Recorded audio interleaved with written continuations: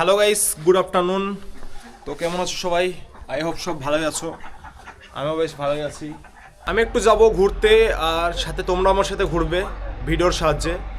আর দুদিন ধরে আমি বলেছিলাম যে ডেলি 4-5 দিন লাগবে এই জমিতে মাটি ফেলানো ব্লগ দেখাতে, বাট দুদিন আমি মাটি ফেলেছি, তারপর আর ব্লগ বানাতে পাইনি, কারণ মাটি পাওয়া যাচ্ছে না জমিতে। জমিতে সব জল মানে ঢুকিয়ে দিয়েছে, এরকম মাটি পাওয়া যাচ্ছে না। তাও বলেছে ব্যবস্থা করে দেখব। আর একটু গাড়ির প্রাইসটা রেটটা হাই বলছে, অনেক দূর থেকে মাটি আসবে। সেটা দেখছি এখন ভেবেচিন্তে কি করব, কারণ সেটা যদি করে তাহলে আমাকে মেনে নিতে হবে, না হলে আমাকে মানে যাবার সময়ও হয়ে গেছে এমনিতে অলরেডি। আমি এই মান্থেই আমার যাবার কথা মুম্বাই। ডেটটা একটু পিছোতে হবে মনে হয় মাটি ফেলার জন্য। দেখি কি হয়, সেটা দেখব। তোমাদের ভাইরালকে বের করে নিলাম, এবার যাব কন্টেন্ট বানাতে বা কন্টেন্টের খোঁজে।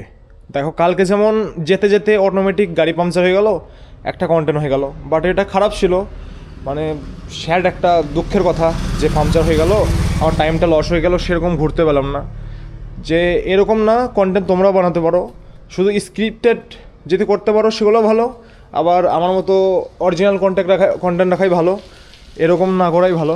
যেমন আমি রেখেছি অরিজিনাল, আমার যেটা হয় সেটাই তোমাদেরকে দেখাই, যাই হয় সেটাই।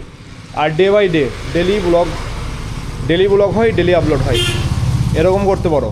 কিন্তু ভাই, তোমাদের মনে হচ্ছে যে আজকে আমার কম ভিউ বলে কোনো কাজ হচ্ছে না, এরকম না। আমি কিছু না কিছু শিখছি, সেটা আমার কাজে লাগবে পরে।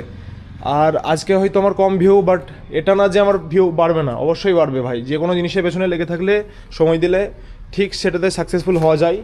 আমার মতো পিছিয়ে থেকো না, তোমরাও চেষ্টা করো, কন্টেন্ট মানে চালু করো, কন্টেন্ট বানানো চালু করো, জলদি চালু করো ভাই।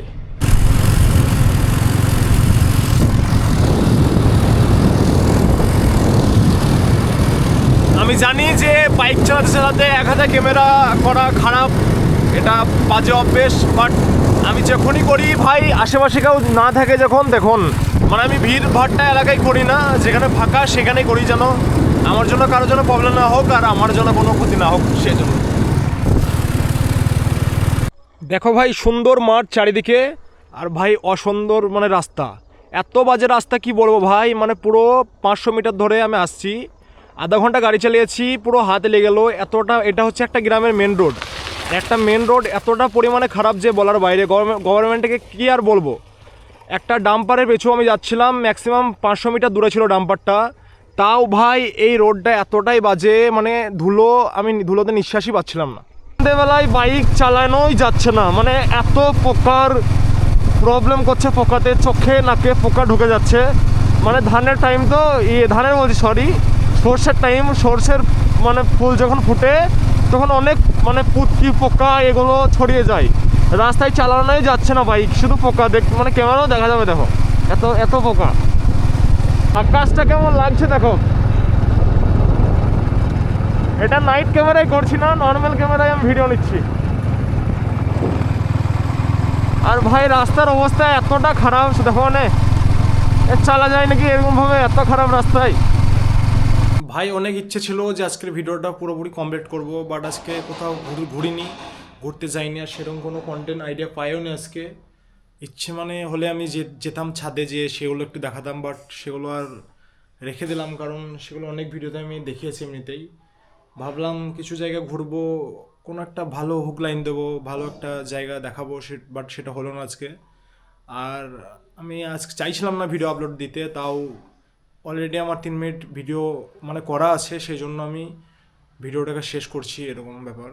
আর ভাই আমার তো ফ্যামিলি ব্লগ নয় যে আমি আমার ফ্যামিলিকে দিয়ে দেখাবো কি করছি, খাবার কীভাবে খাচ্ছি সেগুলো দেখাবো, এরকম না।